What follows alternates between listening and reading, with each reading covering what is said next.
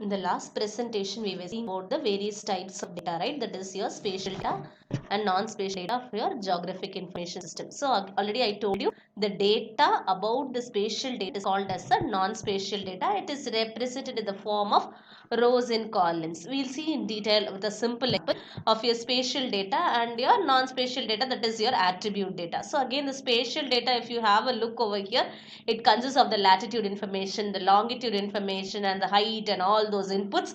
That is the spatial related inputs, like the point related input or the line related input. Okay, but whereas the data about that particular location or that particular spatial data, you call it as an attribute data.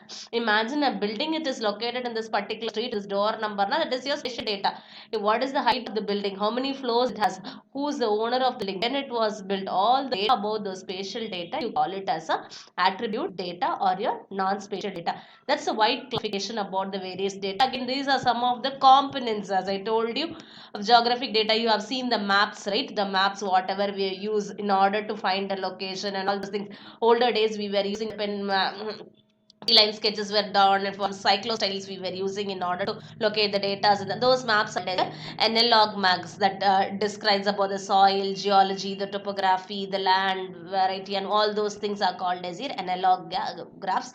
That is a kind of spatial data. It represents the data in the form of a polygon. Similarly, you have your aerial photos. I hope you know what is an aerial photo. The drone photos from your helicopter or aircraft. If you're taking some kind of photo, the top view, it is called as your aerial photo. Again, the satellite images, obviously outside the earth, you have a number of satellites are there in order to monitor the earth's position and all the climatic things and everything. Those called as satellite. All these kind of data, it comes under the classification of spatial data resources, right? So again, the data about spatial data, you call it as an attribute data, right? So the population, economy, what kind of crops it is good for this particular area, the industries, what it is compatible to build an industry over here, because as you know, some industry requires fresh water, some industries requires a good wind, some industry again you need to do some classification, right? So imagine I want to set up a nuclear power plant, then the particular surrounding people must be less, the area must be less populated. There I have to do a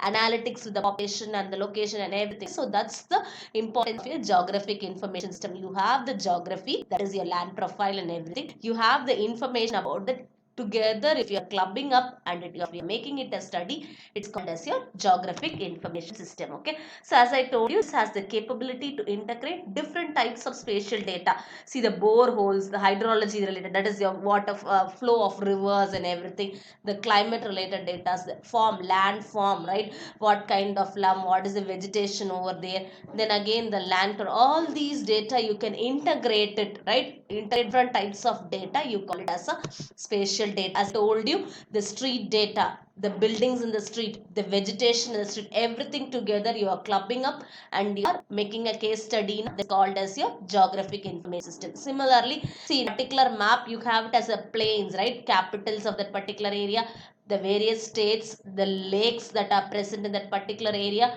the roads of that particular area, the rivers of the particular area, everything together you club up, that forms your geographic information system. If you stand the capitals alone are marked, it is called as a, what is it? It is called as your geographical related data. It is called spatial data. If you're clubbing up many spatial data together and you are deriving some kind of information from, that is the work of your geographic information system. So I hope you are clear with the introduction about your GIS and what are the various data supported by your GIS. Okay, thank you.